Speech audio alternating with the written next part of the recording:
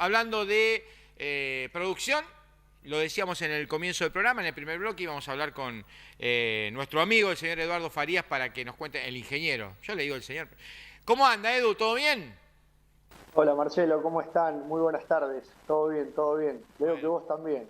bueno, sí, perfecto, trabajando. Yo decía, la producción agropecuaria en pandemia y toda la producción, no solo lo que tiene que ver con los cereales, sino en industrial, no nos dejó aburrir en pandemia y todos los días la pauta absolutamente supera la hora que tenemos disponible. Obviamente a nosotros periodísticamente nos pone contentos, a veces podemos dar buenas informaciones, a veces no tanta, pero bueno, vamos jugando en la balanza. Y contame vos qué información le podemos dar al productor del panorama, más allá de hablar de futuro en un ratito, que es muy importante hablarlo porque también dimos datos la semana pasada sobre futuro. ¿Qué está pasando hoy en el campo, en la zona núcleo, en cuanto a rindes, que ya hablamos que eran muy desparejos, y también al avance de la cosecha? Mirá Marcelo, venimos con el clima que nos frena. Fíjate lo paradójico. Yo recién, antes de hacer la nota, estaba tomando algunos datos. Entre marzo y abril nos llovieron alrededor de 400, 450 milímetros, dependiendo en qué zona, acá en la zona de la región de Marcos Juárez. Y solamente en el cultivo de soja de primera, en el cultivo de maíz de primera, recibimos 370 milímetros durante todo el ciclo. Así que es más la lluvia caída en los momentos ahora de levantar la cosecha que la cantidad de agua caída durante el periodo de cultivo, ¿no? Por lo tanto, estamos medio frenaditos a pesar de que, y atrasados te diría, porque también hay esa componente que los cultivos se atrasaron, estamos más o menos unos 10, 15 días posteriores a lo que normalmente ocurre debido a la situación climática que atravesaron los cultivos. De todos modos, estos atrasos se vuelven a acentuar debido, bueno, a estas precipitaciones que vienen dándose, como te decía, fundamentalmente esta de los 250 milímetros ocurridos al principio de abril. La cosecha ya tendría que estar terminada. Yo me acuerdo otros años que llegamos a fin de abril y prácticamente quedaban unos pocos lotes sin cosechar, y lo que estamos viendo hoy por hoy, que la foto es completamente diferente. Hoy soja de primera, a ver, generalizar con este tipo de datos realmente por ahí para algún productor le va a sonar erróneo, porque inclusive conozco algunos casos en donde no han podido hacer estos avances o van más lentos de lo que te voy a comentar, pero veo que en general, y tomando como base a los productores medios, de tamaño medio y pequeño, veo que la soja de primera ya prácticamente se ha levantado en su totalidad. Al maíz lo veo un poco más lento porque el productor, al ver los pronósticos de lluvia, decidió ir hacia la soja. Y bueno, y las hojas de segunda, que hasta en algunas situaciones te cuento que en cabeceras, en corridas de agua, en zonas donde el cultivo sufrió bastante por el estrés hídrico, hasta está verde, cosa que complica un poquito la cosecha. Casualmente hoy hablaba por teléfono con uno de los productores cerca del río y me decía, no puedo seguir cosechando porque todavía no solamente la soja está verde, sino está con la planta verde en determinados lugares donde el estrés térmico e hídrico fue extremadamente fuerte.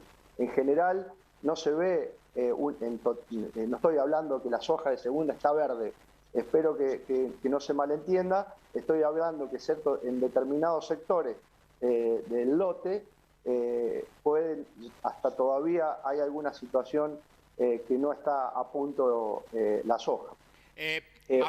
Otros están pasando una situación difícil con el agua, Marcelo.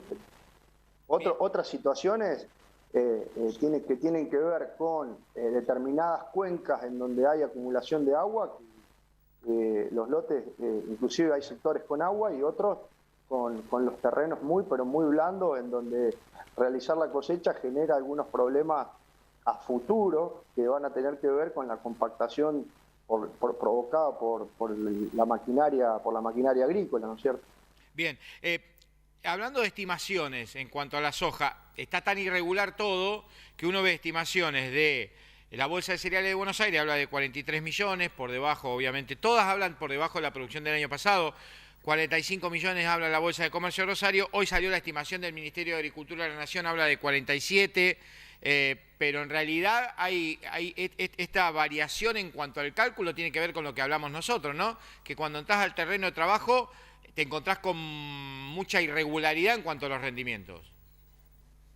No, Marcelo, generalizar este tema es cometer un error, porque evidentemente acá hubo una influencia muy fuerte entre los suelos, te diría yo, esos ambientes en donde, a pesar de que la napa estaba a 3 metros en el momento en donde estábamos llenando grano, en su periodo crítico, hay suelos que tienen mayor retención de agua y hay suelos en los cuales la napa, a pesar de estar a 3 metros, hubo un ascenso, por eso nos encontramos con que hay situaciones en donde hay lotes con maíces de primera que los rendimientos hasta son extremadamente asombrosos.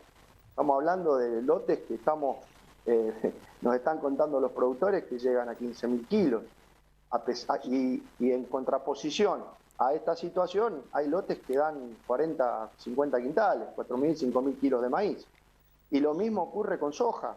En soja estamos viendo lotes en donde uno queda impactado, porque uno analiza, recién te decía, que vieron 370 milímetros, que no coincide la oferta con la demanda, y evidentemente el agua llegó desde abajo y llegó desde lo que se almacenó en el invierno, que realmente fue nulo. O sea, nosotros a partir de abril del año pasado no tuvimos precipitaciones hasta septiembre, y nos encontramos con que los suelos en Marcos Juárez, fundamentalmente me refiero a determinados lugares donde la napa, a pesar de que estaba abajo, hubo un ascenso, evidentemente los rendimientos son mucho más altos de los esperados, y en contraposición a esto que estoy hablando, independientemente de lo que hablábamos de la gran diferencia de rendimiento dentro del lote, hay situaciones en donde los rendimientos y la producción se ha caído, pero estrepitosamente, fundamentalmente cuando uno va para el lado del este, te diría, ahí se observan campos excelentes en donde los rendimientos no llegan a los promedios normales.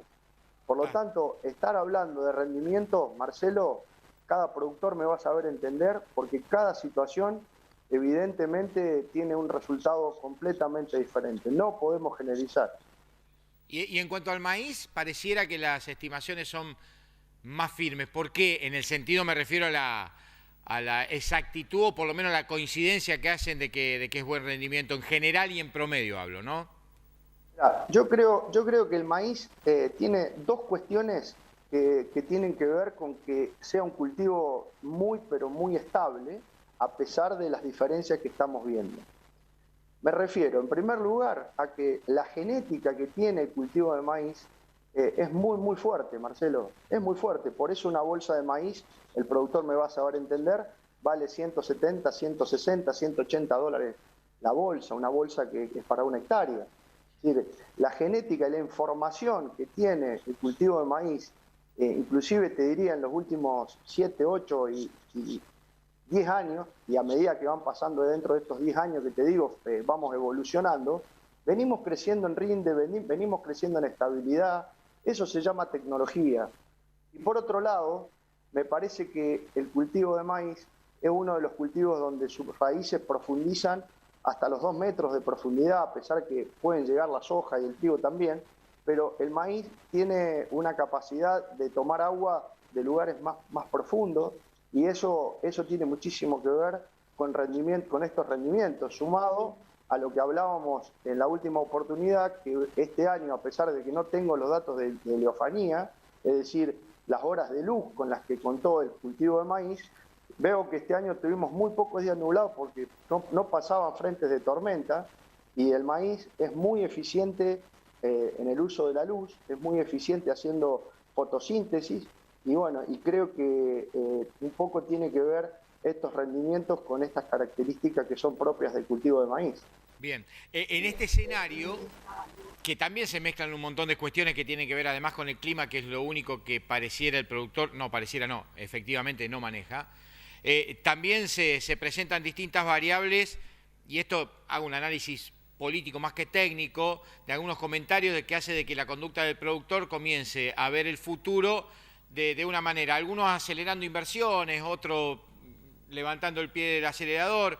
Es un poco el contexto que nos presenta el país, inclusive con algunas declaraciones inoportunas y con algunos tiros en los pies que se sigue pegando el gobierno. Pero más allá de eso, sacándote del análisis político, técnicamente hoy, a futuro, ¿qué está decidiendo el productor, sobre todo con lo que se viene con el trigo? Mirá, el cultivo de trigo creo que está todo dado para que el productor siembre trigo. Y creo que el otro cultivo es el maíz. Es decir, solamente los rastrojos de maíz, o algunos inclusive, no, van a ser soja. Inclusive va a haber rastrojos de maíz que lo van a utilizar para hacer trigo. El primer consejo hacia el productor que les doy es sentarse a hacer márgenes brutos, Marcelo. O sea, esto es lo primero que uno tiene que hacer para poder ordenar y organizar qué estrategia y qué tipo de rotación va a llevar adelante en la próxima campaña. Y cuando vos te pones a hacer márgenes brutos y empezás a plantearte qué objetivos de rendimiento vas a tener con el cultivo de trigo, y me adelanto diciendo que también maíz, digo adelanto porque maíz todavía llegamos en septiembre, pero estamos decidiendo la siembra de maíz también en este momento porque es el momento en el cual el productor compra la semilla de maíz en general. El cultivo de trigo tiene todo. Vos imaginate que hoy las napas aumentaron 1,5 metros, estamos a 3 metros y en general, vuelvo a repetir, no significa que en el campo de cada productor la napa haya subido 1,5 metros, porque después me dicen los productores, Eduardo, vos dijiste tal cosa. Estoy hablando en general. En general, la napa con estas precipitaciones, con estos 400 milímetros que tuvimos en marzo y abril, subieron aproximadamente 1,5 metros. Teníamos la napa a 3 metros. Ahora la tenemos aproximadamente entre 2 metros, 1,5 metros, dependiendo de la zona, y en algunos se estará enojando porque está arriba. ¿Sí? Hay lotes que ya estuve viendo, no se van a poder sembrar de trigo, para que te des una idea, porque hay agua, no es que está la napa está en superficie, pero hablo en general. Si tenemos la napa en esa situación, significa que como mínimo, que tenemos como mínimo, no como mínimo, sino un valor aproximado de 250 milímetros guardado en el perfil del suelo, que es lo que los técnicos decimos, tenemos en los suelos a capacidad de campo. Sabemos que en el invierno no llueve, pero tenemos, a diferencia del año pasado, Marcelo, una cantidad de agua fenomenal.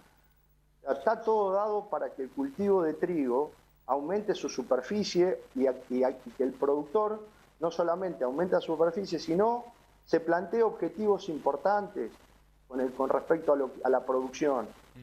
Y para plantearse objetivos importantes, lo primero que tiene que hacer el productor es empezar a pensar en determinar los nutrientes que tiene en el suelo, determinar agua útil, que hoy por hoy determinar agua útil es más un dato más, porque vemos que los suelos están muy cargados de agua, ¿sí?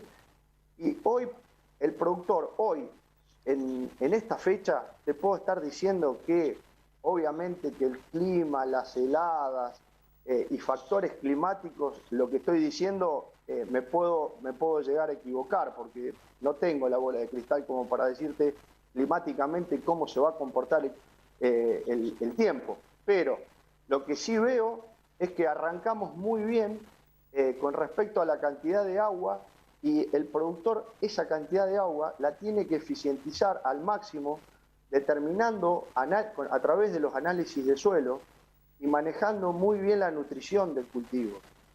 Eso tiene que estar de la mano de un ingeniero agrónomo, un profesional, porque esta determinación no solamente es importante las cantidades de fertilizantes, sino la forma de aplicar, el momento de aplicar, qué producto va a utilizar, qué es la fuente. Es decir, hay un conjunto de factores que realmente definen rendimiento, sin hablar, y además está decir de la elección de la genética y de la variedad, a la cual, viendo lo que nos viene pasando en los últimos años, en donde las heladas no solamente son importantes en la primavera, sino durante el invierno, la elección de variedades que toleren el frío en estado vegetativo, en estado de pasto.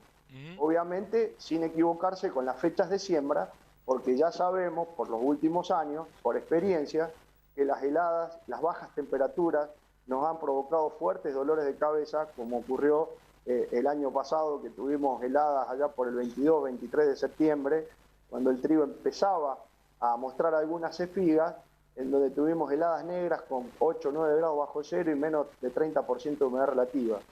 Evidentemente que esas situaciones climáticas extremas son muy difíciles de prevenir, porque te agarran en un momento en donde uno queda indefenso, pero en estado de pasto hay variedades que pueden soportar más el frío que otras. Evidentemente hay zonas más bajas en donde la helada puede ser más fuerte que otras zonas más altas o lotes más altos, y ahí estar jugando con determinadas variedades, que es otro factor fundamental, a pesar de que también viene todo lo que es la parte de fungicidas y el manejo de enfermedades, que obviamente van a tener que estar monitoreadas semanalmente por los técnicos, por los ingenieros agrónomos, que somos un poco los que trabajamos en este tema. Sí, además todas las cuestiones técnicas que muy bien describís y prácticamente lo haces entender hasta los que no tenemos campo, también hay que agregar esta decisión, o por lo menos esta planificación que tienen los chinitos de cambiar la dieta a los chanchos,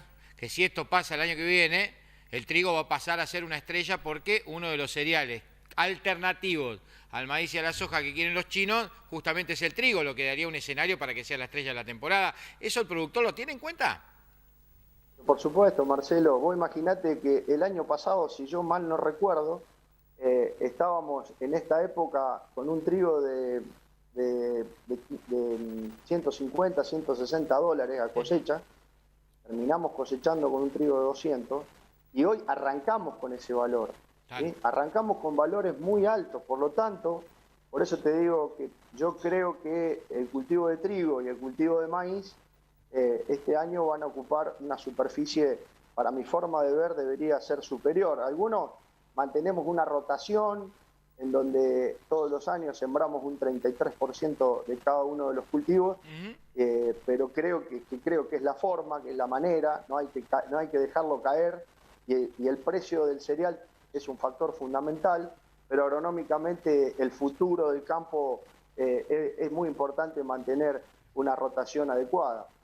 Así que yo creo que el productor este año, bueno, no estamos lejos, Marcelo. Vos imaginate que estamos arrancando de acá a 15 días con Baguette 750, que es una variedad de ciclo más largo que el resto. Claro. O sea, estamos a 15 días de clavar la sembradora en los lotes. Claro. Así que yo creo que el productor está pensando en todas estas cuestiones y bueno, acá lo fundamental, como siempre digo, es estar de la mano de un profesional que los ayude, que los asesore, que le diga cuál es la mejor opción para cada uno de los lotes, la mejor alternativa, y evidentemente va a lograr que se tiene que plantear objetivos importantes, objetivos de alta producción, porque esta agua hay que aprovecharla y los precios ni te cuento.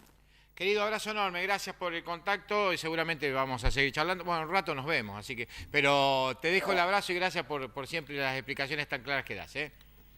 Gracias, Marcelo. Muchas gracias a ustedes, bueno, y que sigan bien. Dale, un abrazo. Ahí estaba el ingeniero agrónomo Eduardo Farías, que en un momento en la nota lo bautizamos con otro amigo, con don Jorge Brunoni, pero bueno, son cosas que pasan.